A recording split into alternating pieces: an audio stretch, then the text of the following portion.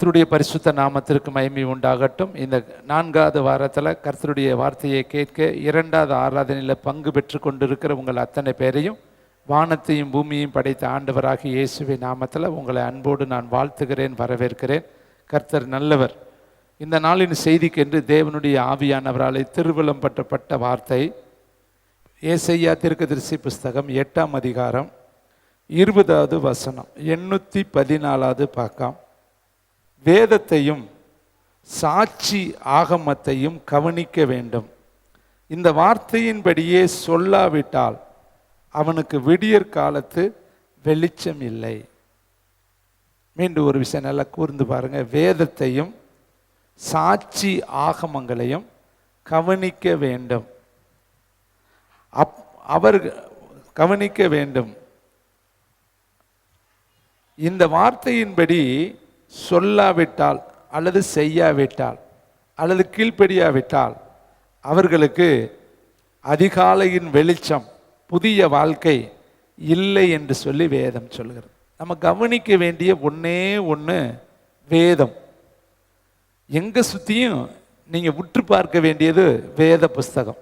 அதனால தான் கர்த்தர் வேதத்துக்கு அவ்வளவு முக்கியத்துவம் கொடுத்துருக்கிறார்.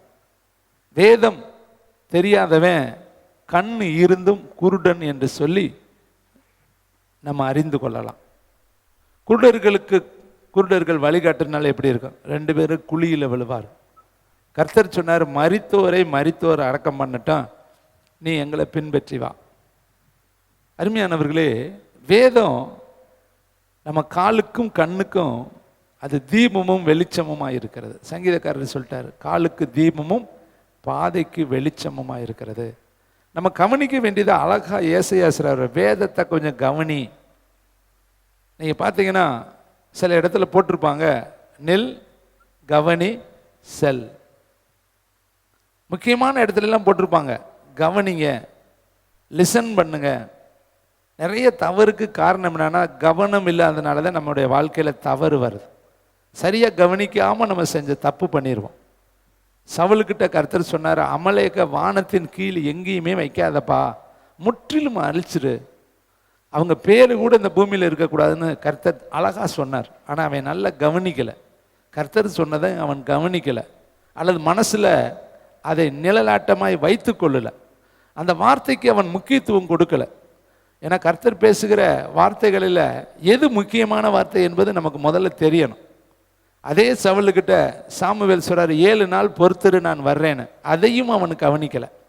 அழிச்சிருன்னு சொன்னதையும் அவனுக்கு கவனிக்கலை, பொறுத்துருன்னு சொன்னதையும் அவனுக்கு கவனிக்கலை. நாமும் சமயத்தில் தேவன் எதை மையப்படுத்தி பேசுகிறாரோ அதை நம்ம மறந்துட்டு கண் போன போக்கில் நம்ம போய் கொண்டு இருப்போம். தேவனுடைய பிள்ளைகளே, இந்த நாளில் கவனிக்க வேண்டியவைகள் எவைகள், எப்படி நம்ம அதை மேலே கவனம் உள்ளவர்களாக இருக்கணும்னு நம்ம வேதத்திலேருந்து தியானிக்க போகிறோம்.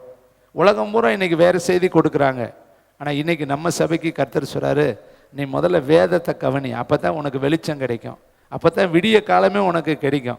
வேதத்தை மறந்தவர்களுக்கு சமாதானமே கிடையாது. வேதம் இல்லாமல் பண்ணுற ஜெபம் தேவனுக்கு அருவருப்பு என்று வேதம் சொல்கிறது. அப்போ இங்கே கவனிக்க வேண்டிய ஒன்று, இன்னும் கவனிக்க வேண்டியது வேதம் சொல்லுது, ஆகாயத்து பட்சிகளை கவனித்து பாருங்கள். ஆபிரகாமையும் சாராளையும் வெட்டி எடுக்கப்பட்ட கண்மலையும் நோக்கி பாருங்கள். அப்போ நம்ம பார்க்க வேண்டியது இருக்குது, கேட்க வேண்டியது இருக்குது, கீழ்ப்படிய வேண்டியது இருக்குது என்கிறத நம்ம இந்த கால வேளையில் அடி மனதில் நம்ம வைத்து கொள்ளணும். பாருங்களேன், வேதத்தில் சொல்லப்பட்டிருக்கிறத நான் உங்களுக்கு வைக்கிறேன். சங்கீத புஸ்தகம் 78:5. எல்லாமே எங்களுக்கு தெரியும்னு நினைக்கக்கூடாது. எல்லாம் தெரிஞ்சாலும் நம்ம மறந்துருப்போம், கை கொள்ளாமல் இருப்போம். 78:5 கொஞ்சம் எல்லாரும் எடுத்து பார்க்கலாம். பக்க நம்பர் 718.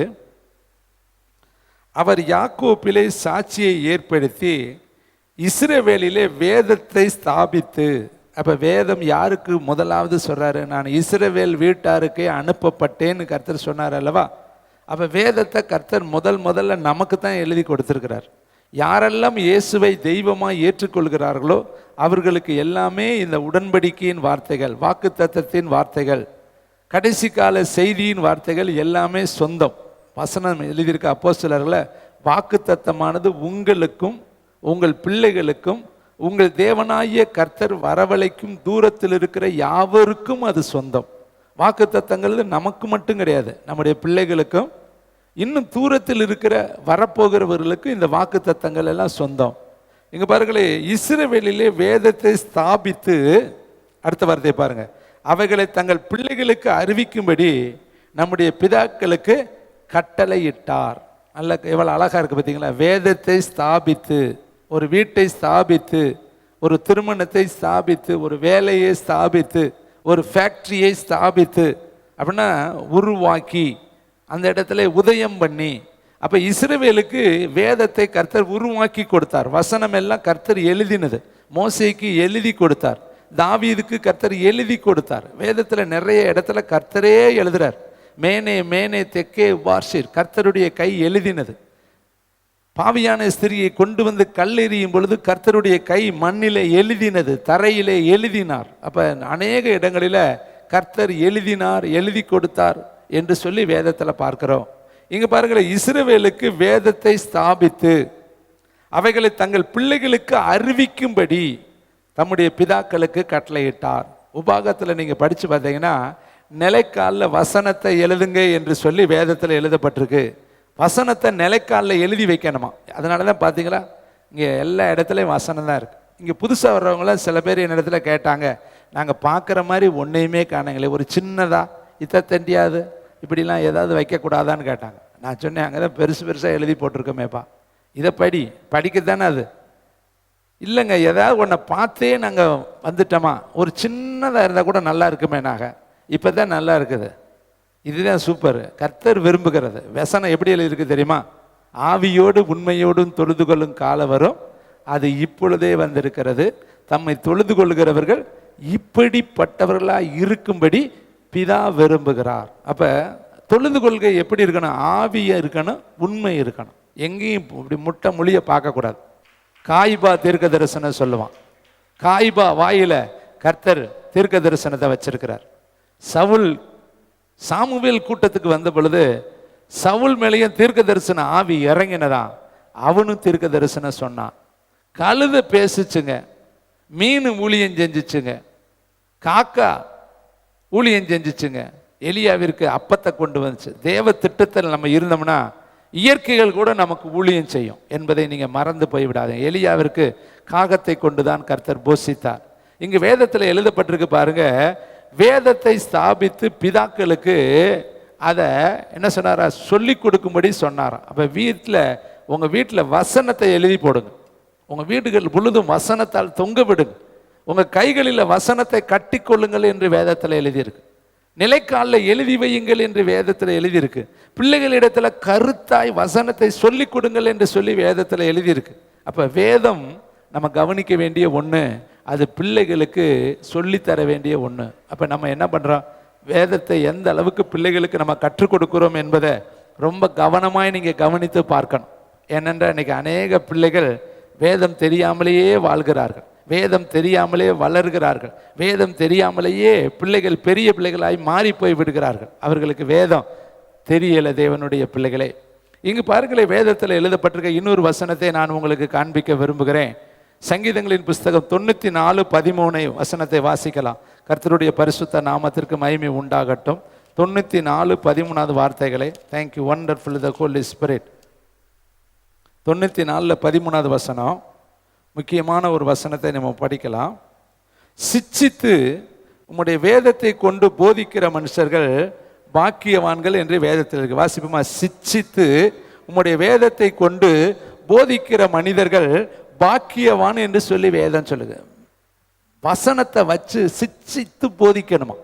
ஏன்னா தானே பிள்ளைகள், நிறைய பிள்ளைகள் இன்னைக்கு ஊழியக்காரர்களாக இருக்கிற பிள்ளைகளுடைய வாழ்க்கையை கொஞ்சம் நீங்கள் அலசி ஆராய்ந்து கேட்டீங்கன்னா, எப்படிங்க ஆண்டவருக்குள்ளே வந்தீங்கன்னா, அவங்க சொல்கிற நிறைய சருதிகள், எங்கள் அம்மா வசனம் சொன்னா தான் சாப்பாடு கொடுப்பாங்க, வசனம் சொன்னா தான் எனக்கு புது ட்ரெஸ் வாங்கி கொடுப்பாங்க, வசனத்தை மனப்பாடமாக அதிகாரங்களை எல்லாம் சொன்னா தான் எங்களுக்கு என்ன கொடுப்பாங்க, டிப்ஸு கையில் கொடுப்பாங்க, காசு கொடுப்பாங்க, ஜெபம் பண்ணா தான் அன்னைக்கு நைட்டு சாப்பாடு கொடுப்பாங்க, ஜெபிக்காமல் எந்த ஒரு காரியத்தையும் எங்கள் அம்மா செய்ய விட மாட்டாங்க, அம்மா தான் எங்களுக்கு. சிலர் சொல்லுவாங்க, எங்கள் அப்பாவால் தான் நாங்கள் ஆண்டவருக்குள்ளே இருக்கிறோம், எங்கள் அப்பா தான் எங்களை கர்த்தருக்குள்ளே நடத்தினாரு. எங்கள் வேதம் சொல்லுது பாருங்க, சிச்சித்து உம்முடைய வேதத்தை கொண்டு போதிக்கிற மனுஷர்கள் பாக்கியவான்கள். அப்ப வேதத்தை தயவு செய்து உங்களிடத்துல ரொம்ப கவனமா கருத்தா பாரமா சொல்றேன். பிள்ளைகளுக்கு வேதத்தை சின்ன வயசுலேயே சொல்லி கொடுங்க. வேதத்தை மட்டும் அவங்க மனசுல பதிய வச்சுட்டீங்கன்னா, வேதத்தை அவங்களுக்கு முக்கியத்துவப்படுத்த ஆரம்பிச்சிட்டிங்கன்னா, வேதம்தான் வெளிச்சம் என்பதையும், வேதம்தான் சத்தியம் என்பதையும், வேதம்தான் நம்முடைய வாழ்க்கைக்கு வழிகாட்டி என்பதையும் சின்ன வயசுலேயே பிள்ளைகள் புரிந்து கொண்டாங்கன்னா அவர்கள் ஒரு காலத்திலையும் வழுவி போக மாட்டார்கள். ஏனென்றால் உம்முடைய வசனம் என் காலுக்கு தீபம் என்று சங்கீதக்காரர் சொல்றாரு. வாலிபன் தன் வழியை எதனால் சுத்தம் பண்ணுமா? உம்முடைய வசனத்தின்படி தன்னை காத்து கொள்கிறதுனால் தானே.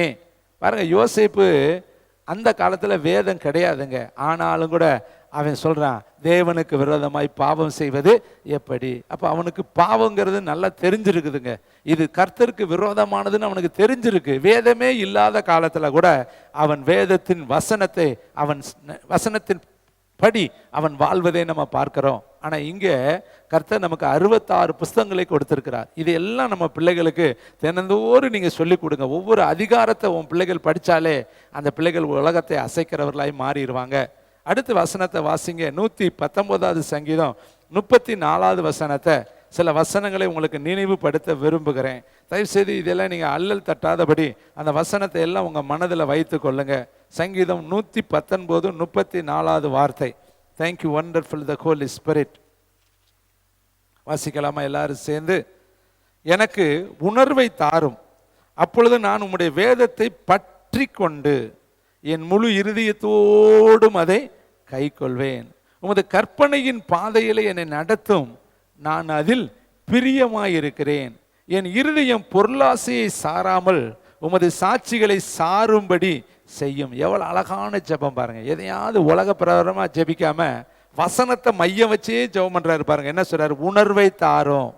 அடுத்து என்னை நடத்தும். எப்படி எழுதுறாரு பாரு? உமது கற்பனையின் பாதையில் என்னை நடத்தும்.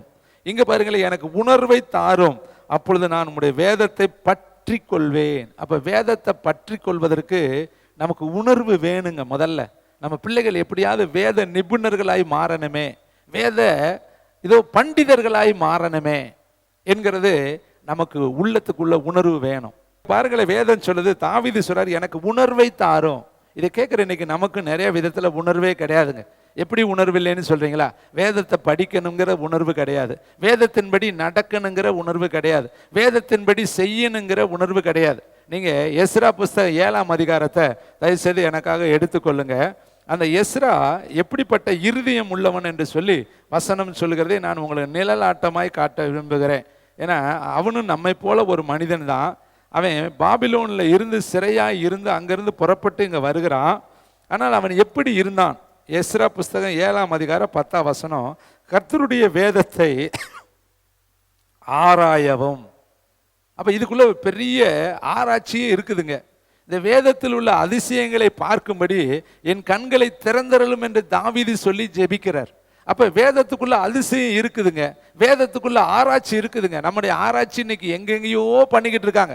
வானிலை ஆராய்ச்சி இருக்காங்க, கடலியல் ஆராய்ச்சியாளர்கள் இருக்காங்க, பூலோக ஆராய்ச்சியாளர்கள் இருக்காங்க, இன்னும் விலங்குகள் ஆராய்ச்சியாளர்கள் இருக்கிறாங்க, இன்னும் சில விதமான வித்தியாசமான ஆராய்ச்சி உள்ளவர்கள்லாம் இருக்கிறாங்க. ஆனா அதை விட பெரிய ஆராய்ச்சி இந்த வேத ஆராய்ச்சின்னு இருக்குதுங்க. தேவனுடைய பிள்ளைகளை இங்க பாருங்களேன், வேதம் சொல்லுது, இவன் எஸ்ரா கர்த்தருடைய வேதத்தை ஆராயவும், அடுத்த வார்த்தை அதன்படி செய்யவும். நம்ம எதையாவது தியானித்தோம்னா அதை முதல்ல செய்யுங்க.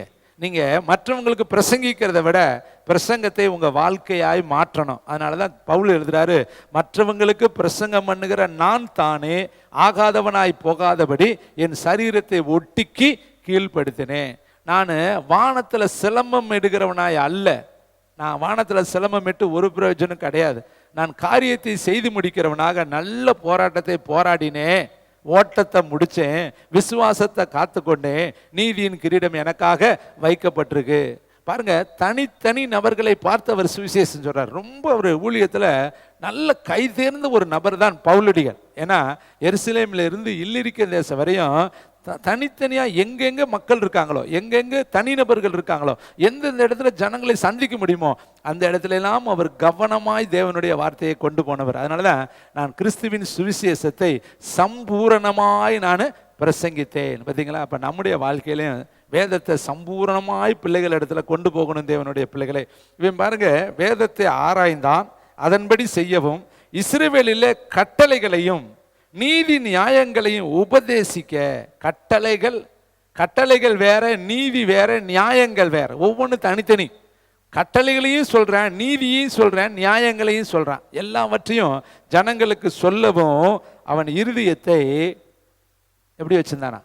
பக்குவப்படுத்தி வைத்திருந்தான். நாமும் கூட வசனத்தை எப்போ சொல்லணும், எப்போ கிருபையை பேசணும், எப்போ இரக்கத்தை பேசணும், எப்போ தயவை பேசணும், எப்போ அன்பை பேசணும், எப்போ மனதுருக்கத்தை பேசணும், எப்போ கடிந்து கொள்ளுதலை பேசணும், எப்போ ஸ்திரப்படுத்தக்கூடிய வார்த்தையை பேசணும். இதுக்கெல்லாம் நம்முடைய இருதயத்தை ஆயத்தமாக வச்சிருக்கணும்.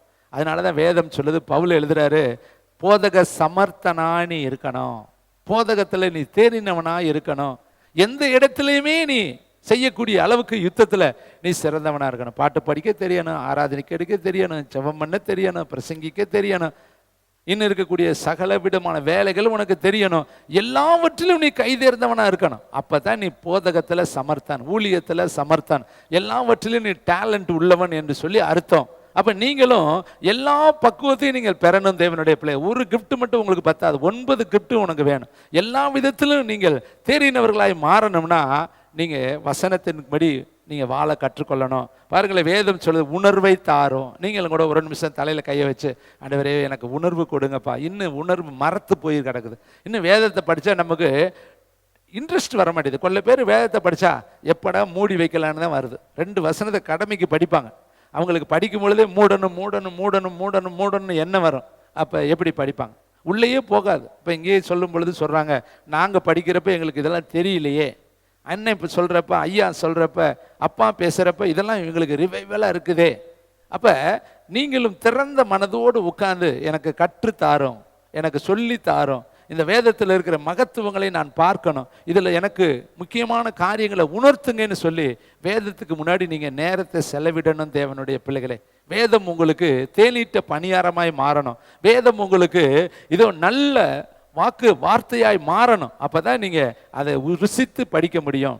இன்னும் பாருங்களே, அடுத்த வார்த்தையை சொல்றதை நான் உங்களுக்கு நினைவுபடுத்துறேன். 119 சங்கீதத்தில் 61 வசனத்தை வாசிங்க. அதே அதிகாரம் 119 61 வசனம். துன்மார்க்கரின் கூட்டங்கள் என்னை கொள்ளையிட்டும் உம்முடைய வேதத்தை நான் மறக்க. என்னை எல்லாரும் கொள்ளையிட்டார்கள். இன்னைக்கு நீங்களும் நிறைய பேர் கொள்ளையிடப்பட்டிருக்கிறீங்க. அன்பு கொள்ளையிடப்பட்டுச்சு, பொருளாதாரம் கொள்ளையிடப்பட்டுருச்சு, வீட்டில் நிறைய பொருள்கள் கொள்ளையிடப்பட்டுச்சு, உங்கள் வீட்டில் நிறைய பொருள்கள் அடமானத்தில் இருக்குது. சுகம் இல்லை, சந்தோஷம் இல்லை, வியாதி, வருத்தம், வேதனை, துக்கம், கண்ணீர் எல்லாம் இருந்தாலும் அடுத்த வார்த்தையை பாருங்க, உம்முடைய வேதத்தை நான் மறக்கவில்லை. என்ன பிரச்சனை இருந்தாலும் வேதத்தை விடக்கூடாதுங்க. வேதம் தாங்க நமக்கு ஜீவன்.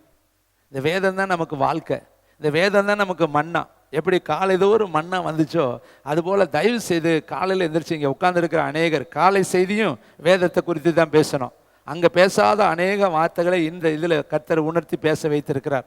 அதனால் தயவு செய்து வேதம் ஒரு கண்ணு மாதிரி, உங்களுக்கு ஒரு கண்ணு வெளிச்சமாக இருந்து ஒரு கண்ணு குருட்டாக இருந்தால் எப்படிங்க உலகத்தில் வாழ முடியும்? ரெண்டுமே பிரகாசமாக இருக்கணும்ல. எந்த அளவுக்கு ஜெபிக்கிறீங்களோ அந்த அளவுக்கு வேதம் தெரியணுங்க. எந்த அளவுக்கு ஊழியம் செய்றீங்களோ அந்த அளவுக்கு வேதம் தெரியணுங்க. வேதம் இல்லாமல் நம்ம தேவனிடத்தில் பேசவே முடியாது. இதுதான் சட்ட புஸ்தகம், சட்ட வல்லுனர் புஸ்தகம். இந்த சட்டத்தை வைத்து தான் நம்ம தேவனிடத்தில் பேச முடியும், தேவனிடத்தில் வழக்காட முடியும், தேவனிடத்தில் கேட்க முடியும், தேவனிடத்தில் நீதியை நிலைநாட்ட முடியும். எல்லாவற்றுக்குமே இந்த வேதம் தான் நமக்கு முக்கியம். அடித்தளமாய் அமைவது ஃபவுண்டேஷனே இந்த வேதம். வேதம் இல்லாத ஜெபம், துன்மார்க்கனுடைய ஜெபம் கர்த்தருக்கு எப்படி இருக்கு தெரியுமா? அருவருப்பா இருக்கா. பாருங்க, நீதிமொழிகள் புஸ்தகம் 28:9 வாசித்து பாருங்க. எல்லாரும் வாசிச்சு பாருங்க தயவுசெய்து. நீதிமொழிகள் 28:9. இன்னைக்கு சும்மா ஜெபம் பண்ணிக்கிட்டே இருந்தால் ஆகாது. வேதத்தை வச்சு தான், வேதத்தின் படி தான், வேதத்தை காண்பித்து தான் நம்ம ஜெபிக்கணும். பாருங்களேன், வேதத்தில் எழுதப்பட்டிருக்கிறதை வாசிக்கிறேன். 787 பக்கம், 787 எடுத்து வாசிக்கலாமா? நீதிமொழிகள் 28:9 வசனம். வேதத்தை கேளாதபடி தன் செவியை விலக்கனுடைய ஜெபமும் அருவருப்பு. பார்த்தீங்களா? ஜெபந்தான், பேசுறதெல்லாம் ஜெபந்தான். ஆனால் அந்த பேசும் பொழுது வேதம் இருக்குதான்னு கர்த்தர் பார்ப்பார். நான் சொன்ன வசனத்தை அவன் கடைப்பிடிக்கிறானா, வசனத்தின்படி அவன் நடக்கிறானா, வசனத்தின்படி அவன் வாழ்றானா, வசனத்தின்படி குடும்பத்தை நடத்துகிறானா, வசனத்தின்படி அவன் தான தர்மங்கள் பண்றானா, வசனத்தின்படி அவன் ஜெபிக்கிறானா, வசனத்தின்படி அவன் ஆராதிக்கிறானா, வசனத்தின்படி அவன் மனைவியை அன்பு கூறுகிறானா, வசனத்தின்படி அவன் நல்ல பிள்ளைகளை நல்வொழுக்கத்தில் நடத்துறானா, வசனத்தின்படி அவன் சபைக்கு போகிறானா, கீழ்ப்படுகிறானா, ஆராதிக்கிறானா, எல்லாவற்றையும் கர்த்தருடைய கண்கள் பார்க்கிறது. அப்ப இங்க பாருங்களேன், அழகா எழுதியிருக்கு பாருங்க. துன்மார்க்க வேதத்தை கேளாதபடி தன் காதுகளை அடைத்து கொண்டு, வேதம் இல்லாதபடி நிறைய பேருடைய ஜெபத்தை நீங்க கவனிச்சிங்கன்னா அதுல வசனமே வராது. அதனால தான் நான் உங்களுக்கு அழுத்தமா 100% சொல்றேன், ஒரு ஜெபம் பண்ணினால் 10 வசனமாவது நீங்க அதுல சொல்லணும், 8 வசனமாவது சொல்லணும், 7 வசனமாவது சொல்லணும். அதில் வசனம் கலந்தது தான் ஜெபம். வசனத்தை காண்பித்து காண்பித்து ஜெபிக்கணும். என் நாமத்தினால எதை கேட்டாலும் செய்வேன்னு சொன்னீங்களே, கேளுங்கள் தரப்படும்னு சொன்னீங்களே, 2 பேர் 3 பேர் கூடி இருந்தால் அங்கே அவர்கள் நடுவில் இருக்கிறேன்னு சொன்னீங்களே. இப்படி வசனத்தை நம்ம என்ன செய்யணும், முன்னாடி கொண்டுட்டு வரணும். நீதிமானுடைய ஊக்கமான ஜெபம் பலனுள்ளதுன்னு சொன்னீங்களே, அன்னால் ஜெபம் பண்ணும் பொழுது கர்த்தராகிய நீர் கேட்டீரே. வசனத்தை நீங்க முன் வைத்தும் பொழுது கர்த்தர் அந்த வசனத்துக்கு என்ன பதில் சொல்வார் தெரியுமா? ஆம் என்றும் ஆமேன் என்று பதில் சொல்வார். எலியாவுடைய ஜெபத்தை கவனிச்சு பாருங்க. எப்படி ஜெபம் பண்றார்? நீர் ஆபிரகாமுக்கும் ஈசாக்குக்கும் யாக்கோப்புக்கும் தேவனாகிய கர்த்தாவே, நான் இதெல்லாம் உடைய வார்த்தையின்படியே செய்தேன் என்பதையும், அப்ப எத்தனை காரியம் சொல்றேன் பாரு. ஆபிரகாம சொல்றேன், ஈசாக்க சொல்றேன், யாக்கோப்ப சொல்றேன், அடுத்து இதெல்லாம் உடைய வார்த்தையின்படியே செய்தேன் என்பதையும், இத்தனை காரியத்தையும் சொல்லிட்டு கடைசியில் சொல்றேன், என்னை நீர் கேட்டரலாம். அவ்வளோதான். அவன் பண்ணுற ஜெபம் ஒரு வரி தான், ஒரு வார்த்தை தான், ஒரு சின்ன வேர்டு தான். ஆனால் அவன் சொன்னதெல்லாமே வேதத்தை பற்றி தான் சொன்னேன். ஆபிரகாமை நினைவுபடுத்துகிறேன், ஈசாக்கை நினைவுபடுத்துகிறேன், யாக்கோ வேதத்தை ஞாபகப்படுத்துகிறேன். ஆபிரகாமுக்கு பொய் சொல்ல அவர் ஒரு மனிதன் அல்ல, ஈசாக்குக்கு பொய் சொல்ல அவர் ஒரு மனிதன் அல்ல, யாக்கோப்புக்கு பொய் சொல்ல அவர் ஒரு மனிதன் அல்ல, அவர் சொல்லியும் செய்யாது இருக்கிறவர் அல்ல. ஏனென்றால் கர்த்தர் சொன்னார், நான் இருக்கிறவராகவே இருக்கிறேன். அப்போ இதெல்லாம் நினைவுபடுத்துவது. நீங்களும் தயவு செய்து சின்ன ஜெபமா இருந்தாலும் வசனத்தை முன்னாடி கொண்டுட்டு வாங்க. வசனம் தான் உங்களுக்கு வெளிச்சம், வசனம் தான் உங்களுக்கு ஜீவன், வசனம் தான் உங்களுக்கு ஆதாரம். வசனத்தை நீங்க இல்லாம நீங்க பண்ணின ஜெபம் அது அருவருப்பாய் என்று. இன்னைக்கு பார்த்தீங்கன்னா நிறைய பேத்துக்கு வசனமே வராம, ஆண்டவரே இறைவனே கடவுளே, ஆண்டவரே இறைவனே கடவுளே, இது 3 தவிர வேற ஒண்ணுமே வராது. என்னதான் சொல்றாங்கன்னு தெரியாது. அவங்க சொல்லும் பொழுது நம்ம எப்படா முடிப்பாங்கன்னு நினைக்க வேண்டியதாக இருக்கும். அப்படி நம்ம மாயக்காரரை போல நம்ம ஜெபிக்க கூடாது. அந்த மாயக்காரருடைய ஜெபம் அது பரலோகத்துக்குள்ள எட்டாது தேவனுடைய பிள்ளைகளே. அதனால தான் வேணும் சொல்றாரு, வீண் காணிக்கைகளை கொண்டு வர வேண்டாம், நீங்க பெரிய மிகுதியாய் ஜெபம் பண்ணினாலும் நான் கேளேன் என்று கர்த்தர் எழுதி வச்சுட்டார். அதனால தயவு செய்து வசனத்தை ப்ளே பண்ணுங்க, வசனத்தை சொல்லுங்க. வசனத்தை ஒரு ஜெபத்துக்கு ஆதாரமா ஒரு வசனத்தை பிடிங்க. அந்த ஜெபத்துக்கு ஆதாரம் வசனம் எங்க இருக்குன்னு எடுங்க, அந்த வசனத்தை முன்னாடி கொண்டு போங்க. நீர் தானப்பா சொல்லி இருக்கிறீர், உங்களுடைய வேதத்தில் இது எழுதி இருக்குதேப்பா, இதை நான் நினைவுபடுத்துகிறேன்னு சொல்லுங்க. வேதத்தை கேட்கிறவனுடைய ஜெபம் கர்த்தருக்கு பிரியம், வேதத்தை கேளாதவனுடைய ஜெபம் கர்த்தருக்கு அருவருப்பு. வேதம் சொல்லுது, செம்மையானவருடைய ஜெபமோ அவருக்கு பிரியம், துன்மார்க்கனுடைய ஜெபம், வேதத்தை கேளாதனுடைய ஜெபம் அவருக்கு அருவருப்பு. அதனாலதான் நீங்க ஒவ்வொருத்தரும் வேதம் வச்சிருக்கணும். வேதம் தான் உங்களுக்கு வாழ்க்கையில எப்படி உங்க சர்டிபிகேட் இருக்கோ அதை விட பெருசு வேதங்க. உங்க உயிருக்கு சமான இந்த வேதம். இந்த வேதம் தான் உங்களுக்கு வெளிச்சத்தை கொடுக்கும், இந்த வேதம் தான் உங்களுக்கு சந்தோஷத்தை கொடுக்கும், வேதம் உனக்கு மன மகிழ்ச்சியை கொடுக்கும், வேதம் உன்னை சகல இக்கட்டுகளுக்கு விலக்கி பாதுகாக்கும். இன்னும் பாருங்களேன், வேதத்தின் ரகசியங்களை நான் உங்களுக்கு சொல்லித்தர விரும்புகிறேன். மல்கியா புஸ்தகம் 2ஆம் அதிகாரம் 7வது வசனம். Thank you Jesus. மல்கியா கடைசி புஸ்தகத்துக்கு வந்துருங்க. Thank you wonderful.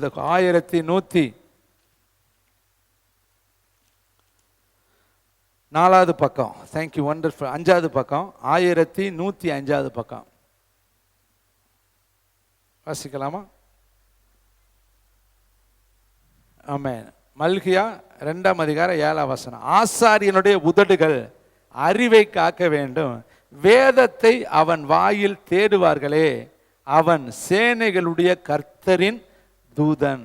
வேதத்தை அவன் வாயில் தேடுவார்களே. நல்லா பார்த்தீங்களா? ஏசப்பா அங்க 2000 பிசாசு பிடிச்சவங்கிட்ட பக்கத்துல போறாரு. இந்த பிசாசு பிடிச்சவன் அலறான், நீர் எங்களை துரத்துவீரானார். அந்த பன்றிக்குள்ள போறதுக்கு எங்களை உத்தரவு கொடுத்துற. அந்த பிசாசுக்கு தெரியுது, இயேசு கிட்டத்தில் வரும் பொழுதே அது நடுங்குது, பதறுது. நான் போயிடுறேன், ஆனா பாதாளத்துக்கு என்னை அனுப்பிடாதீங்க, பன்றிக்குள்ள என்னை அனுப்பிடுங்க, நான் ஓடி போய் தப்பிச்சுக்கிறேன், கொஞ்ச நாளைக்கு இந்த பூமியில சுத்திக்கிட்டு அலைஞ்சுக்கிறேன். நீங்கள் தயவுசெய்து பாதாளத்துக்கு மட்டும் போன்னு சொல்லாதீங்க. ஏன்னா பூமியிலே எவைகளை கட்டவிழ்ப்பீர்களோ அவை பரலோகத்தில் கட்டவிழ்க்கப்படும். பூமியில எவைகளை கட்டுவீர்களோ அவை பரலோகத்தில் கட்டப்படும்.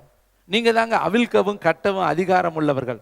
நீங்க பார்த்து பொல்லாத ஆவி இயேசுவின் நாமத்தில் உன்னை நரகத்துக்குள்ள அனுப்புறேன்னா அந்த ஆவி நரகத்துக்குள்ள தான் போகணும், வேற வழியே கிடையாது. ஏன்னா உனக்கு அந்த அதிகாரத்தை கர்த்தர் கொடுத்திருக்கிறார். நீ அதை பார்த்து ஓடிப்போனா அது அப்பா நல்லவன்டா, இவனுக்கு நம்மளை பத்தி விவரம் தெரியல, அடுத்த ஆள்கிட்ட பேர்லாண்டா அது ஓடி போயிடும். அப்ப கட்டவும் அவிழ்க்கவும் எல்லா அதிகாரத்தையும் கர்த்தர் உனக்கு கொடுத்திருக்கிறாரு. அப்ப அந்த பிசாசுகள் சொல்லுது பாருங்க, நாங்க கொஞ்ச நாளைக்கு பன்றிக்குள்ள போய் இருந்துக்கிறோம், என்னை துரத்திடாதீங்க நரகத்துக்குள்ள, இப்பயே நாங்கள் நரகத்தில் போய் அக்கினியில வேக முடியாது, நீங்க எங்களுக்கு இறக்கம் பாராட்டி பன்றிக்குள்ள போகும்படி அனுமதி தாங்கன்னு விழுந்து அடிச்சு தப்பிச்சு பொழைச்சு அந்த ஆவிகள் எல்லாம் வெளியேறி ஓடுது. இதை கேட்குற தம்பி தங்கச்சி 2000 பன்றி போச்சு. 2000 அந்த பன்னி அந்த மேய்க்க ஓடுறான் கதறிக்கிட்டு, அவனுக்கு எவ்வளவு பெரிய சேதாரம் பாருங்க, எல்லாம் கடலில் விழுந்து மாண்டு போனது என்று எழுதியிருக்கு. இதை கேட்குற தம்பி தங்கச்சி, இன்னைக்கு வேதத்தை உங்க வாயில ஜனங்கள் தேடுவாங்கங்க. உங்க வீட்டுக்காரரு வேத வசனத்தை பேசுறியான்னு பார்ப்பாரு, நீ பேசுறத பார்த்துட்டு அவரும் பேசுவார். உன் மனைவி உன்னிட்ட கணவன்கிட்ட வேதத்தை பேசுறாங்களான்னு பார்ப்பாங்க. கணவன்மார்களே வசனத்தை வீட்டில் பேசுங்க, மனைவிமார்களே வீட்டில் வசனத்தை பேசுங்க, பெற்றோர்களே உங்கள் பிள்ளைகளுக்கு வசனத்தை போதிங்க, கருத்தாய் போதிங்க. அதுக்கு தான் பிள்ளைகளை கர்த்தர் உங்களுக்கு கொடுத்துருக்கிறார். வேதம் சொல்லுது, இவனை எனக்கென்று வளர்த்துடே உனக்கு என்ன கொடுப்பேன், கூலி கொடுப்பேன். நீங்க கூலிக்காரிங்க, கூலி வாங்குறவங்க, உங்களை எல்லாம் கர்த்தர் வளர்ப்பு தாயா வச்சிருக்கிறார். நல்லா தெரிந்து கொள்ளுங்க, அந்த ஜீவன் பரலோகத்திலிருந்து இறங்கி வந்தது. நம்ம நினைச்சிருக்கோம் ஏன் பிள்ளை, ஏன் ரத்தம், ஏன் சரீரம், நம்ம எனக்கு சொந்தம், அவனை நான் அங்கடையும் படிக்க வைப்பேன், இப்படியும் படிக்க வைப்பேன், அவனை இப்படி வளர்ப்பேன், அப்படிலாம் உங்களுக்கு உரிமை கிடையாதுங்க. கர்த்தர் உன்னை நம்பி ஒரு 4 பிள்ளைகளை கொடுத்துருக்கார், 2 பிள்ளைகளை கொடுத்துருக்கிறார், 3 பிள்ளைகளை கொடுத்துருக்கிறார். அதை யாருக்குன்னு வளர்க்க கொடுத்துருக்கிறாரு, அவருக்கு வளர்க்கத்தான் கொடுத்திருக்கிறார், அவருடைய நாமத்துக்கு மகிமையாகத்தான் வளர்க்க கொடுத்திருக்கிறார். ஆனா நம்மளே ஒரு முடிவு எடுத்துறது. ஏன்னா வசனம் ஒரு ஆதாரம் இருக்கு, ஒரு தகப்பனுக்கு முடிவு எடுக்கிற அதிகாரம் இருக்கு.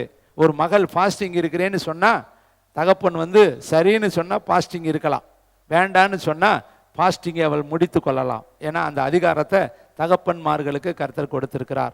மனைவி மேல கணவனுக்கு அதிகாரத்தை கொடுத்திருக்கிறார். மனைவி எடுக்கிற முடிவிற்கு கணவன் ஒத்து போகலாம், இல்லை வேண்டான்னு சொன்னா அந்த காரியத்தை அவங்க நிறுத்தி கொள்ளலாம். அதை கர்த்தர் அவர்களுக்கு அதிகாரம் கொடுத்திருக்கிறார். பவுல் சொல்றாரு, எனக்கு தேவனுடைய ஆவி உண்டு என்று எண்ணுகிறேன், கர்த்தர் அல்ல நானே சொல்கிறது என்று சொல்லி அவர் சில இடத்துல தன்னுடைய விருப்பத்தை சொல்றாரு.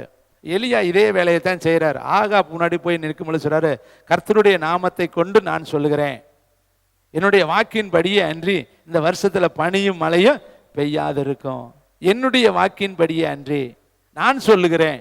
அப்ப அந்த இடத்துல அவனுக்குள்ள இருக்கிற அந்த ஆவியானவருடைய ஃபோர்ஸ், அவனுக்குள்ள இருக்கிற அந்த வேகத்துல தான் அவன் சொல்றான், என்னுடைய வாக்கின்படி அன்றி இந்த மழை பெய்யாது. அப்ப அந்த இடத்துல அவன் தான் அந்த இடத்துல நின்று அவன் சொல்லுகிறதே கர்த்தர் ஆம் என்று சொன்னார், அனுமதித்தார். ஏன்னா அவனுக்கு அந்த அதிகாரம் இருக்கு இல்லையா, அவன் ஒரு தீர்க்கதரிசி இல்லையா. அப்ப உங்களுக்கு சில அதிகாரம் இருக்கு, ஆனா அந்த அதிகாரத்தை மிஸ்யூஸ் பண்ணி தவறான பாதையில கொண்டு போகாதே. உங்க பிள்ளைகளை தேவனுடைய ஆலயத்துல விடுங்க. அண்ணால் கொண்டு விட்டா இல்லையா, அவன் எப்படி நல்ல ஒரு தாயான்னு நீங்க கேட்டீங்கன்னா, அவன் உண்மையான ஒரு தாயின்னு நம்ம எப்படி சொல்றது? அவனை படிக்க வைக்கல, அவனை வளர்க்கல, அவனுக்கு வேண்டிய பராமரிப்பு கொடுக்கல, அவனை நம்பி அந்த பிள்ளை பெரிய ஆளாகி கேட்டிருப்பான்ல, நீ எல்லாம் உண்மையான தாயா, உன்னை யார் என்னை கொண்டு விட சொன்னது, நான் ஒழுங்கா சாப்பிடல, ஒழுங்கா குளிக்கல, எனக்கு ஆசைப்பட்ட பண்டம் கிடைக்கல, ஏலி என்னை கரெக்டாகவே நடத்தலை கேட்டிருப்பான்ல. ஆனால் அந்த தாய்க்கு தெரியுது, எனக்கு குழந்தையே இல்லை, ஒரு குழந்தைய நான் ஆண்டவர்கிட்ட கேட்டேன், கர்த்தரிடத்துல நம்பி விட்டுட்டேன், அவரு என் பிள்ளை எல்லாத்தையும் பார்த்துக்குவாருன்னு சொல்லி எந்த கேருமே எடுக்காத பிள்ளை, எந்த பிரயாசமே படாத பிள்ளை, அவனுக்கு படிப்பு கிடையாது, வளர்ப்பு கிடையாது, ஒன்றும் கிடையாது, ஆலயத்தில் போட்டுட்டு அவ வாட்டில் போயிட்டா. ஆனால் அந்த ஆலயத்தில் போடப்பட்ட பிள்ளை, படிக்காத பிள்ளை, உலக புகழ் பெற்ற தீர்க்கதரிசியாக மாறிட்டான். கைத்தட்டி கருத்துரு. ஆனால் நம்ம பிள்ளைகளை விடிய விடிய படிடா படிடா படிடா படிடா படிடா படிடான்னு சொல்லி கடைசியிலவே வேதத்தையும் படிக்காமல், செவமும் பண்ணாமல், புத்தகத்தையும் படிக்காமல், கடைசியில் பார்த்தா பித்து பிடிச்ச மாதிரி ரோட்டில் அலையிறேன். ஆனால் அவள் கொண்டு போய் கண்ணை இருக்க மூடிட்டு தூக்கி போட்டு வந்துட்டா. என்னமோ பண்ணு, படிக்காட்டியும் பரவாயில்லை, பரலோகத்துக்கு போய் சேர், கர்த்தர் தானே நான் கேட்டேன், கர்த்தர் தானே உன்னை கொடுத்தார், உனக்கு சாமுவேல் என்று பெயர் வைக்கிறேன். சாமுவேல் என்றால் கர்த்தரிடத்தில் கேட்கப்பட்டவன். போட்டுட்டு மனசை கட்டினப்படுத்திட்டு வந்துட்டா பாருங்க.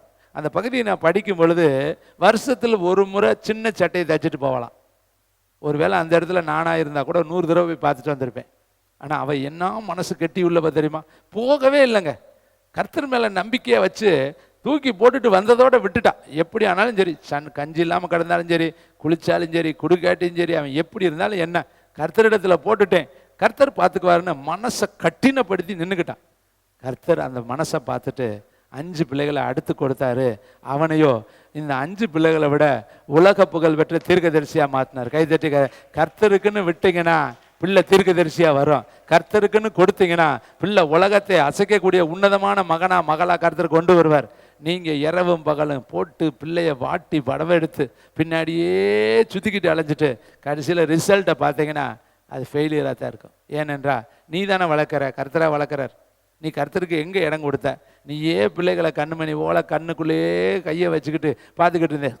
அவர் சரிப்பா நீ வளர்த்துக்கேன்ட்டு போயிடுவார். அப்போ தேவனிடத்துல ஒப்பு கொடுங்க. ஆண்டவரே, என் பிள்ளை உம்முடையது, என் பிள்ளை உமக்கு சொந்தம், என் பிள்ளைக்கு ஞானத்தை கொடுங்க, வெளிப்பாட்டை கொடுங்க, தரிசனத்தை கொடுங்க, சொப்பனத்தை கொடுங்க, என் பிள்ளை உமக்குள்ள வளரட்டும், என் பிள்ளை என்னுடைய அல்ல உம்முடைய நாமத்தை மகிமைப்படுத்தட்டேன்னு பிள்ளைகளை 100க்கு 100 போக்காடாக கர்த்தரிடத்துல விட்டு கொடுத்தீங்கன்னா பிள்ளைகள் வளரும். தேவனுடைய பிள்ளைகளே, நீங்க பாருங்க, ஆசாரியனுடைய உதடுகள்ல வேதத்தை தேடுவாங்களாம். அப்போ உங்க வீட்லயும் வேதத்தை கர்த்தர் தேடுறார். உங்க வீட்டுக்குள்ள வசனம் இருக்குதா? வசன வாழ்க்கையா இருக்கா? வசன பேச்சா இருக்கா? வசனத்தின்படி உங்க குடும்பம் நடத்துதா? வசனத்தின்படி உங்க வருமானம் இருக்குதா? வசனத்தின்படி உங்க பிரயாணம் இருக்குதா? வசனத்தின்படி உங்க ஜீவியம் இருக்குதா? வசனத்தின்படி உங்க பார்வை இருக்குதா? வசனத்தின்படி உங்களுடைய அந்தரங்க வாழ்க்கை இருக்குதான்னு கர்த்தருடைய 7 கண்களை நம்மளை பார்க்குது. தேவனுடைய பிள்ளைகளே, அடுத்த ஒரு வசனத்தை பாருங்களேன். வேதம் சொல்கிறதை நான் காண்பிக்கிறேன். 858வது பக்கம், ஏசாயா 51ஆம் அதிகாரம் 4ஆம் வசனத்திலிருந்து நம்ம பார்க்கலாம். இங்கே ஒரு முக்கியமான வார்த்தையை உங்களுக்கு நினைவுபடுத்த விரும்புகிறேன். வேதத்தினுடைய சத்தியங்கள் எல்லாம் தயவு செய்து நீங்கள் தெரிந்து பிறருக்கு காண்பீங்க. 858வது பக்கம் வாசிக்கலாமா? ஏசாயா 51:4. என் ஜனங்களே, எவ்வளோ உரிமையை சொல்ற, என் ஜனமே, என் பிள்ளையே, என் சம்பத்தே, என் சத்துவமே, என் ஜெனரேஷனே, எனக்கு செவி கொடு.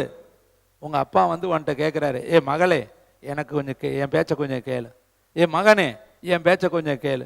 அப்பா பேச்ச மகன் கேட்க வேண்டாமா? இவர் கேட்குறாரு, என் ஜனமே எனக்கு செவி கொடுங்கள், என் ஜாதியாரே என் வாக்கை கொஞ்சம் கவனியுங்கள். வேதம் என்னிடத்திலிருந்து வெளிப்படும், என் பிரமாணங்களை ஜனங்களுக்கு வெளிச்சமாய் ஸ்தாபிப்பேன். என் நீதி சமயமாய் இருக்கிறது, என் ரட்சிப்பு வெளிப்படும். என் புயங்கள் ஜனங்களை நியாயந்திருக்கும், தீவுகள் எனக்கு காத்திருக்கிறது. என் புயத்தின் மேல் நம்பிக்கையாய் இருக்கும், என் புயத்தின் மேல் நம்பிக்கையாய் இருக்கும். அடுத்து பாருங்க, உங்கள் கண்களை வானத்துக்கு ஏறெடுங்கள், கீழே இருக்கிற பூமியை நோக்கி பாருங்கள். வானம் புகையை போல ஒளிந்து போகும், பூமி வஸ்திரத்தை போல பகலாய் போகும், அதன் குடிகளும் அப்படியே ஒளிந்து போவார்கள். என் ரட்சிப்போ என்றென்றைக்கும் இருக்கும், என் நீதி அற்று போவதில்லை. அடுத்த வசனம் ரொம்ப முக்கியமான வசனம். நீதியை அறிந்தவர்களே, என் வேதத்தை இருதயத்தில் பதித்திருக்கிற ஜனங்களே, என்ன சொல்றாரு? எவ்வளவு முக்கியமா சொல்றாரு. என்னை கவனிங்க, எனக்கு செவி கொடுங்க, என்னை கவனிங்க, என்னை செவி. எத்தனை முறை சொல்றாரு பாருங்க. வேதத்தை இருதயத்தில் பதித்திருக்கிற ஜனங்களே எனக்கு செவி கொடுங்கள். மனுஷரின் நிந்தைக்கு பயப்படாமலும் அவர்கள் தூஷணங்களால் கலங்காமலும். நிந்திக்கிறாங்களா, தூசிக்கிறாங்களா, வையிறாங்களா, அவமானப்படுத்துறாங்களா, யாரெல்லாம் உங்களை பார்த்து கேவலமா பேசுறாங்களா, கவலைப்படாதீங்க. கர்த்தர் ஒருத்தர் இருக்கிறாரு, அவர் பார்த்துக்கிட்டு தான் இருக்கிறார். தேவனுடைய கண்கள் நம்ம மேல மட்டுமல்ல, கர்த்தருடைய கண்கள் எவ்விடத்திலும் இருந்து நல்லவரையும் தீயவரையும் நோக்கி பார்க்குது. இங்க அழகா சொல்றாரு பாரு, என் ஜனங்களே, அடுத்து நீதியை அறிந்தவர்களே, என் இருதயத்தில் என் வேதத்தை இருதயத்தில் பதித்திருக்கிற ஜனங்களே. அப்ப வேதத்தை இருதயத்தில் பதித்திருக்கணுங்க. ஒரு பயம் இருக்கணும், ஐயோ வேதம் சொல்லுகிறதே, வேதம் இப்படி எழுதி இருக்குதே, வேதத்தில் இப்படி இருக்குதே, நான் வேதத்துக்கு விரோதமாக எப்படி செய்யறது? அந்த காலத்தில் குறிப்பிட்ட சில ஜனங்களை வேதக்காரர்கள் என்று சொன்னாங்க. வேதத்தை முக்கியத்துவப்படுத்தினதுனால தான் அவர்கள் வேதக்காரர்களாய் மாறினார்கள். அப்போ நம்முடைய வாழ்க்கையில் வேதம் தான் நமக்கு முக்கியம். ஏன்னா வேதம் தான் நம்முடைய நியாயத்தீர்க்க போகிற புஸ்தகம். இந்த வேத வசனம் இல்லாமல் நியாய தீர்ப்பே கிடையாது. நீ பரலோகத்துக்கு போகிறப்ப நீ படிச்சிருக்கிற வேதம் தான் அங்கே வந்து நிற்கும். ஆனால் இந்த வேதத்தை நம்ம எந்த அளவுக்கு படிச்சிருக்கிறோம், இந்த வேதத்துக்கு எந்த அளவுக்கு நம்ம முக்கியத்துவம் கொடுக்குறோம், இந்த வேதத்தை விட்டு வலது பக்கம் இடது பக்கம் விலகாது என்று யோசுவாவுக்கு சொன்னார். அப்பொழுது நீ புத்திமானாய் விளங்குவ. நீ நல்ல மனுஷனா விளங்கணும்னா தயவு செய்து காலையில் உட்காந்து வேதத்தை படி, கொஞ்ச நேரம் வாசி. உனக்கு எவ்வளவுக்கெல்லாம் நேரம் இருக்கு. டிவி பார்க்க நேரம் இருக்கு, பிரயாணம் பண்ண நேரம் இருக்கு, உன்னுடைய வஸ்திரங்களை துவைத்து உன்னுடைய காரியங்களை செய்யறதுக்கு நேரம் இருக்கு, மற்ற கதைகளை பேச உனக்கு எவ்வளவோ நேரம் இருக்கு. ஆனால் வேதத்தை படிக்க இன்னும் இந்த வருஷத்துல வேதத்தை முடிக்காம எத்தனை பேர் இருக்கிறீங்க? இன்னும் ஒரு முறை கூட முடிக்காத எத்தனையோ பேர் இங்கே உட்காந்துருக்கிறீங்க. எவ்வளவு வருந்தத்தக்க ஒரு காரியம். 66 புஸ்தகம் தானே இருக்குது. நேரத்தை இதில் செலவிடுங்களே. எனக்கு தெரிந்த ஒரு அருமையான சகோதரன், நாங்கள் வேதாகம கல்லூரியில் இருக்கும் பொழுது ஒருத்தர் என் கூட வந்தார். அவர் பேர் ஆண்டனி. அவர் மலையடி பக்கத்தில், மணப்பாறை பக்கம் மலையடி பக்கத்தில் அவர் இருந்தார். அங்கேருந்து வந்திருந்தார். வேதத்தை முழுக்க படிச்சிட்டார். ஏதாவது ஒரு சந்தேகம்னா அவரை தான் நாங்கள் கேட்போம். அவரிடத்துல ஒரு வசனத்தினுடைய ஒத்த வாக்கியங்கள், ஒரு வார்த்தை இங்கே இருக்குதுன்னு வச்சுக்கல, அந்த ஒத்த வேர்டு எங்கே இருக்குன்னு நம்ம கேட்டோம்னா டக் டக் டக் டக் டக்குன்னு சொல்லுவார். நான் ஒரு நாள் அவர் இடத்துல பச்சைமாய் அணுகி, நாங்கள் எல்லாம் ஒரே இடத்துல தங்கியிருந்தோம். கேட்டேன், அண்ணே எப்படிங்க இவ்வளோ படிச்சிட்டிங்க, இது எப்படி படிச்சிங்க, உங்களுக்கு எப்படி இது ஞானம்னு. அப்போ அவர் சொன்னார், நான் மாடு மேய்ச்சிக்கிட்டு இருப்பேன், ஆடு மாடு தான் என்னுடைய வேலை, மேய்க்கிறது. அந்த வேலை என்ஹெச் ரோட்டில் மேய்ச்சிக்கிட்டு இருந்தேன். அப்போ சில ஊழியக்காரர்கள் அந்த வழியாக போனாங்க, வேதத்தை போதிக்கிறவங்க ட்ராக்ஸ் கொடுத்துக்கிட்டு போனாங்க. நான் மாடு மேய்ச்சிக்கிட்டு ஆடு மேய்ச்சிக்கிட்டதுனால என்கிட்ட ஒரு வேத புஸ்தகத்தை கொடுத்து படிப்பா, சும்மா தானே இருக்கிறேன்னு சொன்னாங்க. ஆடு மேய்க்கிற நேரம் மாடு மேய்க்கிற நேரம் சும்மா தானே உட்காந்துருக்கோம்னு படிக்க ஆரம்பித்தேன். படிக்க படிக்க எனக்கு ரொம்ப நல்ல இன்ட்ரெஸ்டாக இருந்துச்சு. படிச்சுக்கிட்டே இருந்தேன். படித்தே முடிச்சிட்டேன். அப்புறம் என்ன பண்ணுறது, திருப்பி படித்தேன். ஆடு எப்பெல்லாம் மேய்க்க போகிறேனோ அப்போல்லாம் நான் படிச்சுக்கிட்டே இருந்தேன். கடைசியில் பார்த்தா எல்லாமே நான் படித்து மனப்படி, என்னை அறியாமலேயே இந்த வசனம் எனக்குள்ளே போய் கடைசியில் நான் ரட்சிக்கப்பட்டுட்டேன். கைத்தட்டி கர்த்தருக்கு நன்றி சொல்லுங்க. ரட்சிக்கப்பட்ட வரலாறுலாம் ரொம்ப வித்தியாசமாக இருக்கு. படித்து யதார்த்தமாக படித்தவர் கடைசியில் வசனமே அவரை ஆட்கொண்டு ரட்சிப்புக்குள்ளே நடத்திருச்சு. வசனத்தின்படி அவர் ஆண்டவருடைய பிள்ளையாக மாறிட்டார். அவர் வேதாகம கல்லூரிக்கு வந்துட்டார். அவர் நடமாடும் வேதம், எந்த கேள்வி கேட்டாலும் வேதத்தில் டக்கு டக்குன்னு சொல்லுவார். பார்த்தீங்களா, ஒரு மனுஷன் மாடு மேய்க்கிற இடத்துல ஆடு மேய்க்கிற இடத்துல ஆண்ட வெயில போனவர்கள் கொடுத்த ஒரு வேத புஸ்தகம் அவருடைய வாழ்க்கையே தலகிழுதாய் மாற்றி அவரை வேதாகம கல்லூரி வரையும் கொண்டு வந்து சேர்த்துருச்சு. இதை கேட்குற தம்பி தங்கச்சி தாய தகவல், இன்னைக்கு மாடு மேய்ச்சவர் வேதாகம கல்லூரிக்குள்ள வந்துட்டாரு. ஆனால் வேதத்தை தலைமூட்டில் வச்சிருக்கிற எத்தனை பேர் இன்னும் வேத நிபுணர்களாய் மாறல, வேத ஆராய்ச்சியாளர்களாய் மாறல. தயவுசெய்து இந்த நாளில் ஒரு தீர்மானம் பண்ணுங்க, வேதத்துக்காக குறைந்த மணி நேரத்தையாவது நீங்கள் செலவிடுங்க. காலையில் எந்திரிச்சு வேதத்தை படிங்க, மிட் நைட்டில் படிங்க. தெளிவாக உங்கள் மனசு இருக்கும் பொழுது உட்காந்து வேதத்தை படித்து பாருங்களே, அப்படியே பட்ட பகல் போல் உங்களுக்கு அப்படியே காரியமெல்லாம் தெரியும். தனிமையாக இருக்கப்போ படிக்கணும். டென்ஷனில் படித்தா விளங்காது, உருப்படாது, அது மனசுக்குள்ளே போகாது. அந்த பிரச்சனை தான் உங்கள் மனதில் இருக்கும்.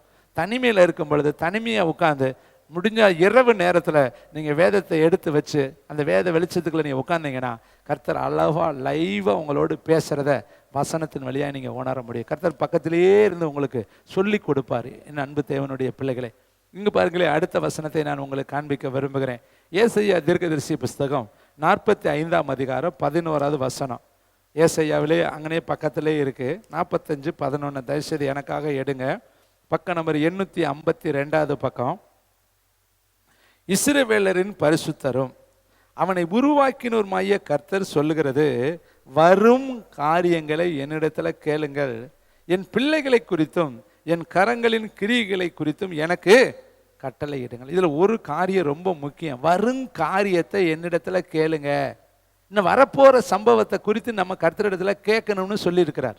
அடுத்து என் பிள்ளைகளை குறித்து எனக்கு கட்டளை கொடு கர்த்தர் சொல்லி இருக்கிறார். இதெல்லாம் வேதத்துல தாங்க இருக்கு. இது படிச்சா தானே நம்ம கேட்க முடியும், இதை படிச்சா தானே நமக்கு தெரியும். இப்ப தூதர்கள் நமக்கு பணிவிடை ஆவிகள்னு வேதத்துல இருக்கு.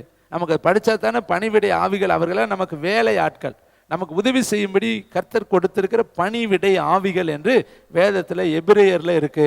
அப்ப அருமையான தம்பி தங்கச்சி தாய தகப்பனே, இங்க பாருங்களே, என் வரும் காரியத்தை என்னிடத்துல கேளுங்க.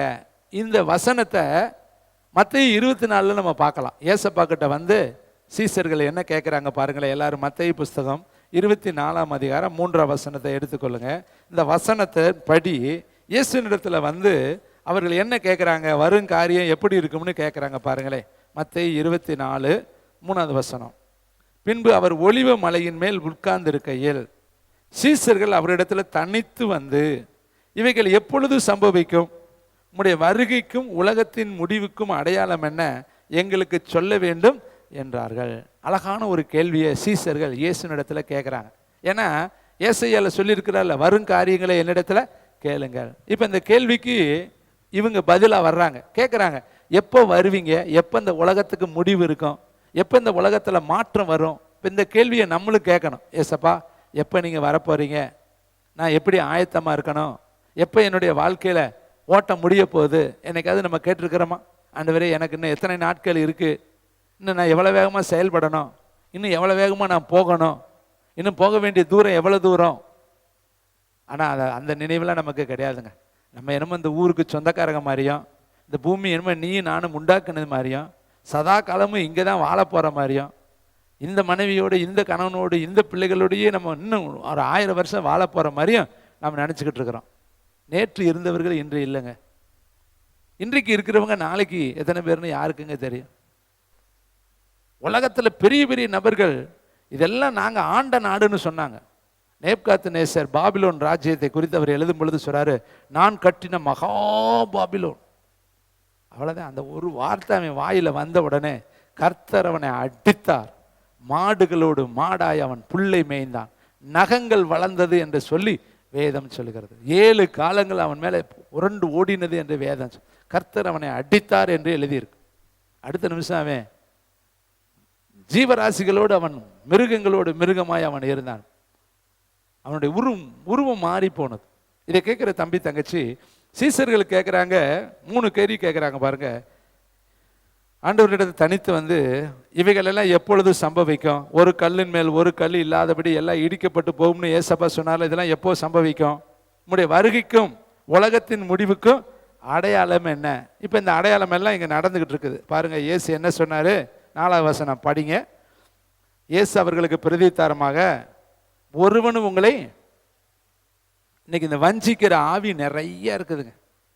யார் வஞ்சக போதகர்னே தெரியலங்க. யாருக்குள்ள என்ன ஆவி இருக்குன்னே தெரியல.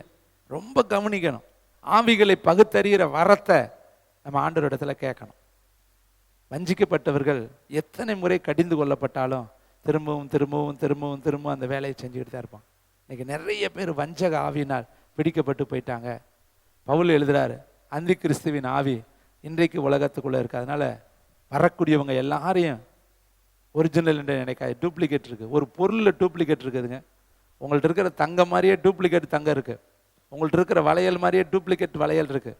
உங்கள்கிட்ட இருக்கிற பாத்திரம் மாதிரியே டூப்ளிகேட் பாத்திரம் இருக்குது. எல்லாத்துலேயும் அரிசியில் கூட டூப்ளிகேட் அரிசி இருக்கு, பருப்பில் டூப்ளிகேட் இருக்குது. அது மாதிரி உபதேசத்துலேயும் கள்ள உபதேசம் இருக்குது, கள்ள போதகர்கள் இருக்காங்க. அதனால் நீங்கள் ஆடுகளை தப்புவிக்கணும்னா ஆவிகளை பகுத்தறியணும். எப்படி கண்டுபிடிக்கலான்னு கர்த்தர் சொன்னார் தெரியுமா? அவனுடைய கிரிகளினாலே கனிகளினாலே அவனை நீங்கள் அறிவீர்கள். அப்போ முதல்ல ஒரு மனுஷனை பார்க்கறதுக்கு அவன் கனியை பார்க்கணும், அவனுடைய நடத்தையை பார்க்கணும், அவனுடைய சுபாவத்தை பார்க்கணும். அப்போ தான் நீங்கள் ஆவிகளை பகுத்தறிய முடியும். அந்த கிருபையை கர்த்தரிடத்தில் கேளுங்க. பாருங்க, கர்த்தர் இயேசப்பா சொல்றாரு, அழகா சொல்றாரு. இந்த வார்த்தை ரொம்ப முக்கியம். 24ல் 4வது வசனத்தை வாசிக்கும் பொழுது இயேசு அவர்களுக்கு, ஒருவனும் உங்களை வஞ்சியாதபடி எச்சரிக்கையாக இருங்கள். என அநேகர் வந்து என் நாமத்தை தரித்து கொண்டு நானே கிறிஸ்து என்று சொல்லி அநேகரை வஞ்சிப்பார்கள். இன்னைக்கு இதெல்லாம் நடந்துக்கிட்டே இருக்கு. அடுத்த பாட்டு, அடுத்த வசனம், யுத்தங்களையும் நடக்குதா? இன்னைக்கு உலகத்தில் எங்கே பார்த்தாலும் யுத்தம். உக்ரைன் யுத்தம், அடுத்து ரஷ்ய யுத்தம், ஈரான் யுத்தம், இஸ்ரேல் யுத்தம், அமெரிக்கா யுத்தம், அரபு நாடுகள் எல்லாம் யுத்தம். ஒரு குண்டு தாங்க, பெரிய பெரிய கட்டடம்லாம் பறக்குது, கடலுக்கடியில் இருக்கிறதெல்லாம் செத்து உருளுது, வானத்தில் வந்துக்கிட்டு இருக்கிற விமானங்கள்லாம் பறக்குது, தகடுபடி ஆகுது. அணு ஆயுதங்கள், அவ்வளவு பெரிய அணு ஆயுதங்கள். வசனம் சொல்லுது, பாதாளத்தில் படுக்கை போட்டாலும் அங்கேயும் உடைய கரம் பிடிக்கும். கைத்தட்டி கர்த்தருக்கு நன்றி சொல்லுங்க. அப்போ யுத்தம் வரும், செய்தி வந்துருச்சு, யுத்தம் நடந்துக்கிட்டு இருக்கு. இது கடைசி காலம், இது வருகையின் அடையாளம். இதுக்கு நீ அதுக்கு தான் வேதத்தை பாரு. கர்த்தர் சொல்லியிருக்கிறார், யுத்தங்களையும் செய்திகளையும் கேள்விப்படுவீர்கள். அடுத்து வாசிங்க. கலங்காதபடி எச்சரிக்கை, இவைகள் எல்லாம் சம்பவிக்க வேண்டியதே, ஆனாலும் முடிவு உடனே வர. ஜனத்துக்கு விரோதமாய் ஜனமும் ராஜ்யத்துக்கு வரமே ராஜ்யமும் எலும்பும் பஞ்சங்களும் கொள்ளை நோய்களும் பூமி எதிர்ச்சிகளும் பல இடங்களில் உண்டாகும். இவைகள் எல்லாம் வந்துருச்சா? நம்ம ஊர்ல இப்ப பஞ்சம் வந்துருச்சு. என்ன பஞ்சம்? வசனம் கிடைக்காத பஞ்சம் ஒரு வரும்னாரு. அடுத்து ஈசாக்கு காலம் பஞ்சமா இருந்துச்சு, ஆபிரகாம் காலம் பஞ்சமா இருந்துச்சு, அடுத்து தாவீது காலம் பஞ்சமா இருந்துச்சு, பார்வோன் காலம் பஞ்சமா இருந்துச்சு. இதெல்லாம் வேதத்தில் இருக்கிற பஞ்சங்கள் இப்பயும் வந்துருச்சு. தமிழ்நாட்டில் திண்டுக்கல் மாவட்டத்தில் தண்ணி பூமிக்கடியில் இருக்கிற தண்ணியோடைய லெவலு ரொம்ப கம்மிங்கிறேன். பூமி கீழே இருக்கிற தண்ணியோடைய லெவலை அவங்க சொல்கிறாங்க, எடுத்து எல்லா மாநிலத்திலையும் போட்டிருக்காங்க. அதில் தமிழ்நாட்டில் அது திண்டுக்கல் மாவட்டத்தில் பார்த்தா தண்ணியோடைய லெவல் ரொம்ப கீழே போயிடுச்சுங்கிறேன். ஏன்னா தண்ணி இல்லை, பூமியில் இருக்கிற ஊற்றுக்கள் எல்லாம் தண்ணியோடைய லெவலே இல்லைங்கிறேன். இது ஆராய்ச்சியாளர்கள் சொல்கிறது. அருமையானவர்களே, இப்போ பஞ்சம் வந்துருச்சு. என்ன அடுத்து வசனம் கிடைக்காத 2ஆம் வருகையில் ஆண்டவர் வந்தவர்படி பரிசுத்தவான்கள்லாம் எடுத்துக்கொள்ளப்படுவாங்க. அப்போ அந்தி கிறிஸ்துவின் ஆட்சியில் சபைகளில் ஜனங்கள் மிச்சம் இருக்கிற ஜனங்கள் மாட்டிக்கொள்வாங்க. வசனம் கிடைக்காது, உபத்திரவ காலம், தண்ணி இருக்காது, சந்தோஷம் இருக்காது, சமாதானம் இருக்காது, எதுவும் கிடைக்காது. அந்த காலத்தில் கொடிய காலம், உபத்திரவ காலம். அதுக்குள்ளே நம்ம எல்லாம் பரலோகம் போயிடணும். அதுக்கு தான் இந்த உபதேசம், அதுக்கு தான் இவ்வளவு ஜபம், அதுக்கு தான் இவ்வளவு பாட்டு, அதுக்கு தான் 40 நாள் ஜபம், 80 நாள் ஜபம், 100 நாள் ஜபம், 95 நாள் ஜபம். எதுக்கு ஜபம் ஜபம் ஜபம் ஜபம்னா நம்ம எல்லாம் நம்ம தப்பிச்சு பரலோகம் போயிடணும். அந்த அருமக்கோதன் யுத்தத்துக்குள்ளே நம்ம எல்லாம் ஓடி சேர்ந்துடணும்னு தான் இந்த பாடுபடுறோம். அதனால் இது கடைசி காலம். அப்பொழுது உங்களை உபத்திரவத்திற்கு ஒப்பு கொடுத்து உங்களை கொலை செய்வார்கள். என் நாமத்து நிமித்தம் சகல ஜனங்களாலும் பகைக்கப்படுவீர்கள். அப்பொழுது அநேக இடர்கள் அடைந்து ஒருவரை ஒருவர் காட்டி கொடுப்பார்கள், ஒருவரை ஒருவர் பகைப்பார்கள். அநேக கள்ள தீர்க்கதரிசிகள் எழும்பி அநேகரை வஞ்சிப்பார்கள்.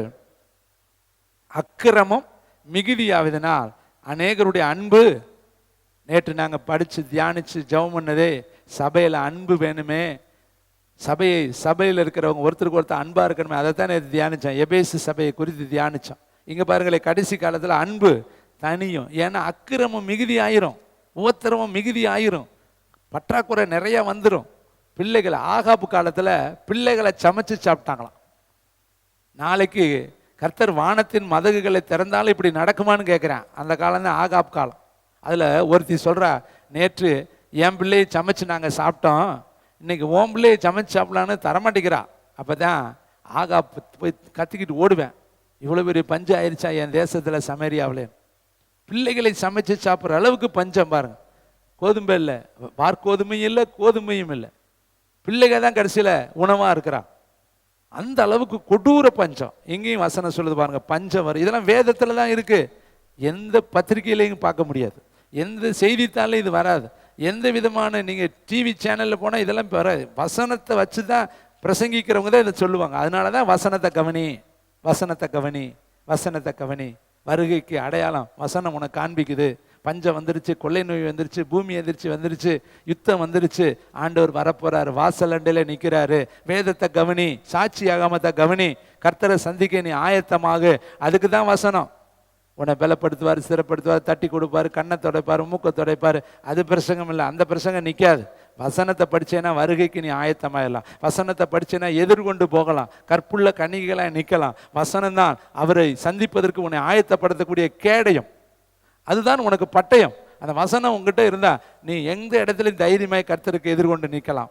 இப்படியே நிறைய இருக்கு. கடைசி வசனம் பாருங்களே, முடிவு வரியந்தமோ.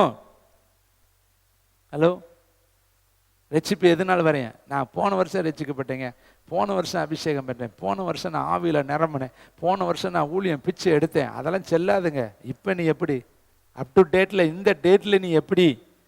நேற்று செல்லுபடி ஆகவே ஆகாது. நேற்று நடந்த அற்புதம் செல்லாது. நேற்று நீ எப்படிங்கிறலாம் பேசக்கூடாது. இன்னைக்கு நீ எப்படி, இப்போ நீ எப்படி? ஆண்டவர் வர்றப்ப முடிவு பரியந்தமும். எபேசு சபையை போய் நீ வெளிப்படுத்தலை படிச்சு பாரு. உன் கிரியைகளை அறிந்திருக்கிறேன், உன் பிரயாசத்தை அறிந்திருக்கிறேன், உன் உழைப்பை அறிந்திருக்கிறேன், ஓட்டத்தை அறிந்திருக்கிறேன், பொறுமையை அறிந்திருக்கிறேன், ஆனாலும் ஆதியில் இருந்த அன்பை விட்டு விட்டாய் என்று உன் பேரில் எனக்கு குறைவு உண்டு. நீ மனம் திரும்பா விட்டால் விளக்கு தண்டை உன்னிடத்திலிருந்து நான் எடுத்து போடுவேன். பார்த்தீங்களா, மனம் திரும்பா விட்டால். அப்போ அன்பில்லை, மனம் திரும்புங்க. இன்னும் பாதி அன்பு குறைஞ்சிருச்சு நிறைய பேத்துக்குள்ள. அன்னைக்கெல்லாம் உயிரை தியாகம் கொடுக்கறதுக்கு நிறைய பேர் ஆயத்தம். இன்னைக்கு உயிரை கொடுக்க ஆயத்தம் கிடையாது, ஓட ஆயத்தம் கிடையாது, பிரகாசிக்க ஆயத்தம் கிடையாது. நம்முடைய ஆவி குளிர்ந்து போச்சு. ஏன்னா உபத்திரவம் மிகுதி ஆயிடுச்சு. இதை கேட்குற தம்பி தங்கச்சி, அடுத்து ஆண்டவரிடத்துல என்ன கேட்கணும் பாருங்க. நான் அடுத்த காரியத்தை சொல்றேன். லூக்கா புஸ்தகம் 17ஆம் அதிகாரம். அடுத்து நம்ம தெரிந்து கொள்ள வேண்டிய ரொம்ப முக்கியமான வார்த்தை. இதெல்லாம் வேதத்துல தான் இருக்கு, வேற எங்கேயுமே கிடையாது. உலகத்துல நீங்க எங்க போனாலும் இதெல்லாம் பார்க்க முடியாது. இதை வேதத்தை கவனிச்சா தான் இதெல்லாம் இருக்குது. லூக்கா புஸ்தகம் 17ஆம் அதிகாரம் 26ஆம் வசனம். நோவாவின் காலத்தில் நடந்தது போல மனுஷகுமாரனின் நாட்களிலும் நடக்கும். நோவா பேழைக்குள் பிரவேசித்த நாள் வரைக்கும் ஜனங்கள் புசித்து குடித்தார்கள், பெண் கொண்டு கொடுத்தார்கள். ஜலப்பிரளயம் வந்து எல்லாரையும் அழித்து போட்டது. லோத்தினுடைய நாட்களில் நடந்தது போல நடக்கும். ஜனங்கள் புசித்தார்கள், குடித்தார்கள், கொண்டார்கள், விற்றார்கள், நட்டார்கள், கட்டினார்கள். லோத்து சோதமை விட்டு புறப்பட்ட நாளிலே வானத்திலிருந்து அக்கினியும் கந்தகம் வருஷித்து எல்லாரையும் அழித்து போட்டது. மனுஷகுமாரனுடைய வெளிப்படும் நாளிலே 3 காலம், லோத்து காலம், நோவா காலம், இயேசு காலம், 3 காலத்தை கேட்க. இதெல்லாம் வேதத்துல தான் இருக்கு. அதனால தான் வேதத்தை படிக்கணும். வேதத்தை படித்ததே நோவா காலத்தை நமக்கு தெரியும், லோத்து காலத்தை நமக்கு தெரியும், இயேசு காலத்தை நமக்கு தெரியும்.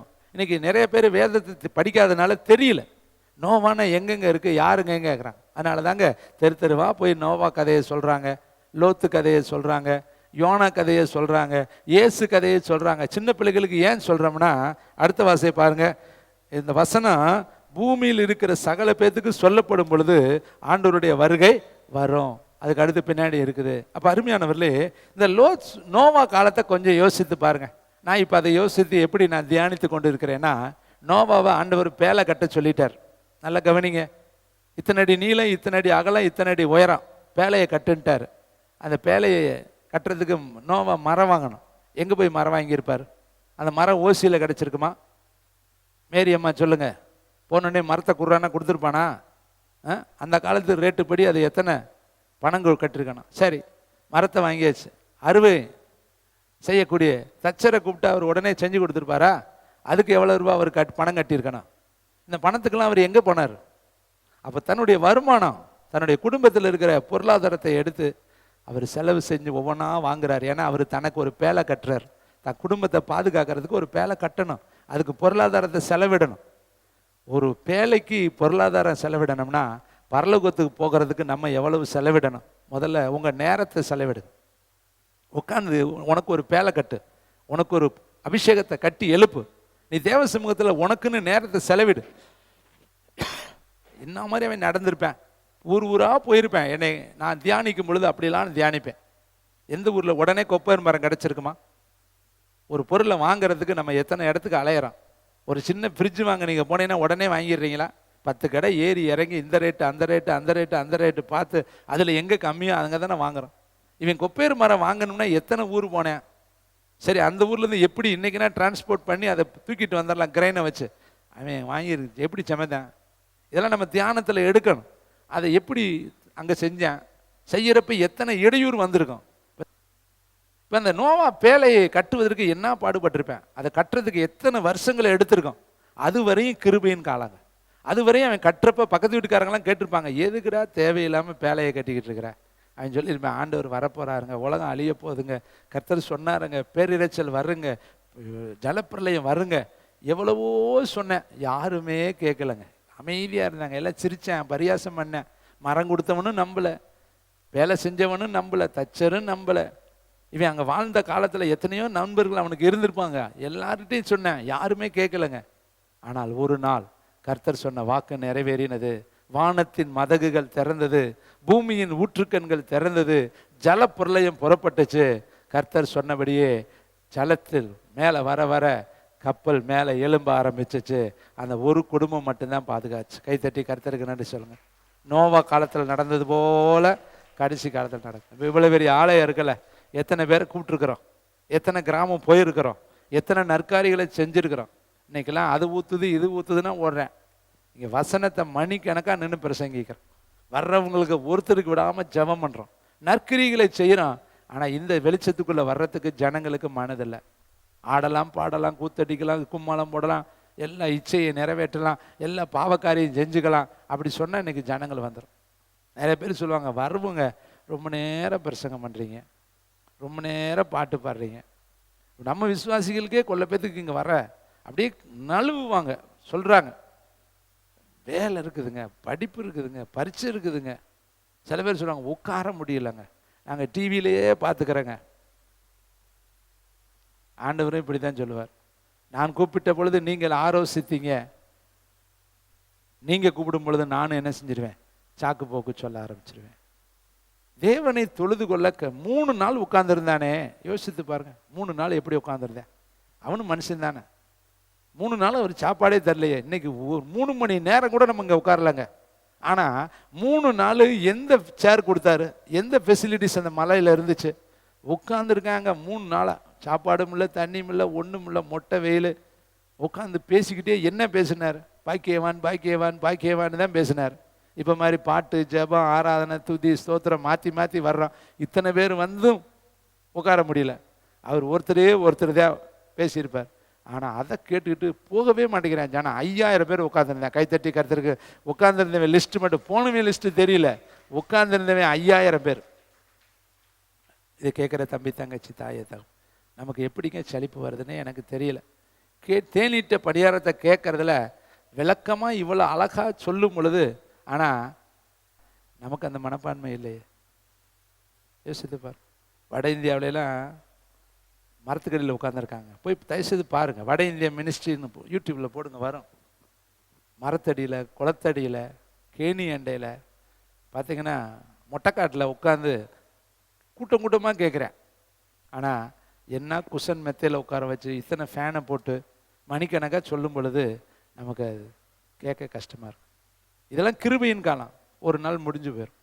நோவா கட்டுற வரையும் கிருபையின் காலம். ஒரு நாள் மூடிட்டார்ல கதவை, செத்து உருண்டா மாதிரி எல்லாரும் வந்து மாட்டுக்காரன் வர்றேன், ஆட்டுக்காரன் வர்றேன், அடுத்து பார்த்தா பேலக்காரன் வர்றேன், தச்சர் வந்து தட்டிருப்பேன். நோவா நான் தாயா வந்திருக்கேன். ஆமாம் நீ தான், நான் சொன்னப்போ நீ கேட்கலையே.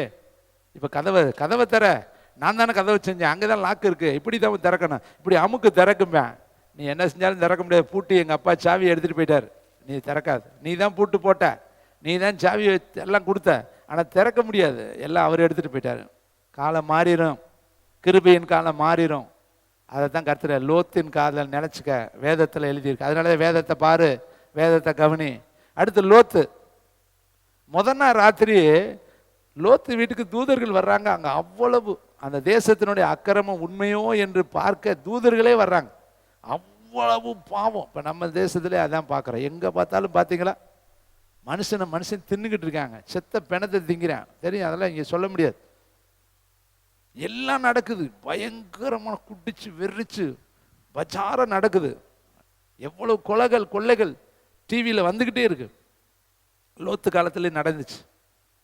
ஒரு நாள் தூதர்கள் இறங்கினார்கள், லோத்து மேலே இறக்கப்பட்டார்கள். ஆபிரகாம் ஜெபத்தை கேட்டார்கள். தரன்னு அவனை எழுதிக்கிட்டு வெளியே கொண்டு போய் ஓடி போயிடுறா, ஜீவன் தப்ப ஓடிரு, இந்த தேசத்தை அக்னிக்கு நாங்கள் இரையாக்க போகிறோன்னு அக்னி சோதம் கோமாராவில் விழுந்துச்சு. அந்த தேசம் அழிக்கப்பட்டுச்சு. இதாங்க கடைசி காலம். கர்த்தர் சொன்னது நிறைவேறும்.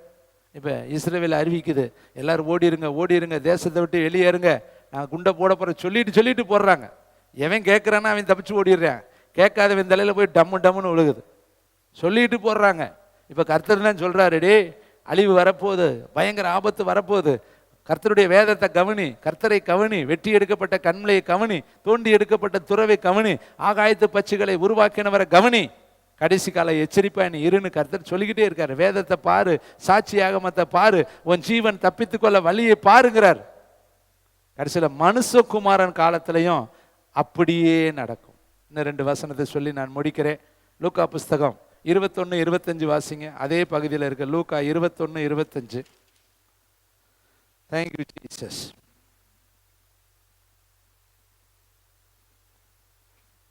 மேலே 22லேருந்தே வாசிக்கலாமா?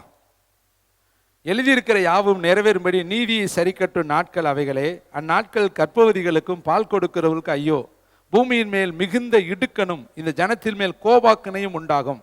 பட்டயக்கருக்கினாலே விழுவார்கள், சகல புறஜாதிகளுக்கும் சிறைப்பட்டு போவார்கள். புறஜாதியரின் காலம் நிறைவேறும் வரைக்கும் எருசலேம் புறஜாதியரால் மிதிக்கப்படும். சூரியனிலும் சந்திரனிலும் நட்சத்திரங்களிலும் அடையாளங்கள் தோன்றும். பூமியின் மேலுள்ள ஜனங்களுக்கு என்ன உண்டாகும்? தத்தளிப்பும் இடுக்கமும் உண்டாகும். சமுத்திரமும் அலைகளும் முழக்கமாயிருக்கும். வானத்தின் சத்துவங்கள் அசைக்கப்படும். அதனால் பூமியின் மேல் வரும் ஆபத்துகளுக்கு பயந்து எதிர்பார்த்திருக்கிறதுனால் மனுஷனுடைய இருதயம் சோர்ந்து போகும். இப்போ அரபு நாடுகள் எல்லாம் இதான் நடக்குது. எப்போ அவங்க சொல்கிறாங்க, அங்கேருந்து வரக்கூடியவங்கள்ட்ட பேட்டி எடுக்கிறாங்க, என்னங்க வந்துட்டீங்கன்னு, என்ன நடக்குதுன்னே தெரியலங்க, திடீர்னு அந்த சப்தம், அந்த ஆபத்தினுடைய எதிரொலியின் சத்தம் கேட்குதுங்க. ராத்திரி பகல தூங்கவே முடியல, சாப்பிட்டு பல நாட்கள் ஆச்சு. வேதம் சொல்லுது பாருங்க, அங்கே அழகா பூமியில் வெறும் ஆபத்துக்கு பயந்து எதிர்பார்க்கறதுனாலே மனுஷனுடைய இருதயம் சோர்ந்து போகும். அவங்க சொல்றாங்க, அங்க இருந்து சாவறதை விட, நினைச்சு சாவறதை விட சோத்துக்கே இல்லாட்டியும் பரவாயில்லன்னு வந்துடலான்னு தான் தப்பிச்சு நாங்கள் வந்துட்டோங்கிறாங்க. நடந்துக்கிட்டு இருக்குதுங்க. அந்த நாட்டில் இருக்கிறவங்கலாம் இன்னைக்கு ஒவ்வொரு நிமிடமும் அப்படி நினைச்சு செத்துக்கிட்டு இருக்காங்க. எந்த குண்டு எங்கே விழுகும்னே தெரியல. ஒரு சைரன் சத்தம் கேட்டாலே தேசமே ஸ்தம்பித்து நடுங்கும். அக்கினி விழுந்தா என்ன ஆகும், விமானத்தில் குண்டு விழுந்தா என்ன ஆகும்? இங்கே பாருங்க, அநேகருடைய இருதயம் சோர்ந்து போகுமா. ஆபத்து வந்தால் தாங்க மனுஷனுடைய ஆபாசம் தெரியும். அன்னைக்கு தாங்க கத்து வீச்சுன்னு நீ கத்துறது எப்போ தெரியும்? Be careful. ஆண்டவருடைய வருகைக்கு நீ ஆயத்தமாயிரு. உனக்கு பயம் இருக்கணும், உன் தொட கை காலை நடுங்கணும். ஆண்டவருடைய வருகைக்கு நீ இப்பொழுதே ரெடி ஆயிரு. இங்கே எழுதியிருக்கு பார்த்தீங்களா, எவ்வளோ அழகாக எழுதியிருக்குது. அலைகள் முழக்கமாக இருக்கும், வானத்தின் சத்துவங்கள் அசைக்கப்படும், சூரியன் சந்திரன் எல்லாம் விழுகும். அவருடைய வருகைக்கு முன்னாடி வானமும் பூமியும் கொந்தளிக்கும், மலைகள் துள்ளும். இதெல்லாம் எழுதியிருக்கு. ஜாக்கிரதை. ஒவ்வொரு நாளும் நம்ம ஆயத்தமா இருக்கணும். அதுக்கு நம்ம என்ன செய்யணும்? லூக்கா 21:36 வாசித்து பாருங்க.